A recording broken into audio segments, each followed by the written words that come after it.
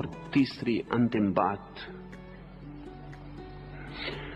जब भी मौका मिल जाए तो होश पूर्वक समस्त इंद्रियों के द्वार बंद करके भीतर देखें। 24 घंटे हम बाहर देखते हैं, जब भीतर देखने का मौका आता है तब हम सो गए होते हैं, तब भीतर देखना नहीं हो पाता। या तो बाहर देखते हैं या नहीं देखते।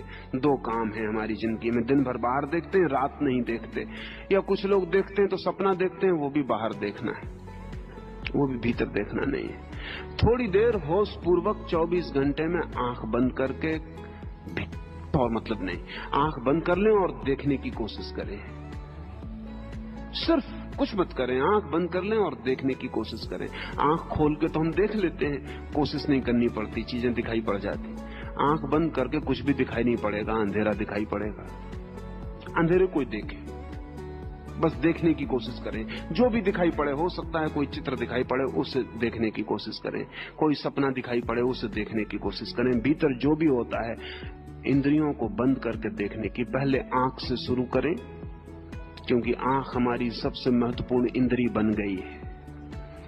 फिर भीतर सुनने की कोशिश करें, जो भी सुनाई पड़ जाए उसे सुनने की कोशिश करें। फिर भीतर सूंघने की कोशिश करें, और दंग हो जाएंगे। भीतर के अपने नाद हैं, भीतर की अपनी ध्वनियां हैं, भीतर के अपने रंग हैं, भीतर के अपने स्वाद हैं, भीतर के अपनी सुगंधें हैं, और धीरे धीरे वे पैदा होनी शुरू हो जाएंगी। और जिस दिन आपके भीतर का रंग आपको दिखाई पड़ेगा, उस दिन बाहर के रंग एकदम अनरियल मालूम पड़ने लगेंगे। फिर बाहर जाने की इच्छा बंद होने लगेगी। जिस दिन भीतर का संगीत सुनाई पड़ेगा, उस दिन बाहर का संगीत एकदम बेमानी हो जाएगा, शोरगुल मालूम पड़ेगा। जिस दिन भीतर की सुगंध का अनुभव होगा, उस दिन फ्रेंच बाजारों में बनी सारी परफ्यूमें बिल्कुल बेकार मालूम पड़ने लगेंगी।